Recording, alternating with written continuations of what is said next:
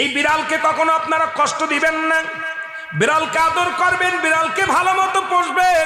বিড়াল যদি কোনো জাতির জন্য দোয়া করে, কোনো গৃহস্থর জন্য দোয়া করে, ওই সংসারের মধ্যে উন্নতি শুরু হয়ে যায়।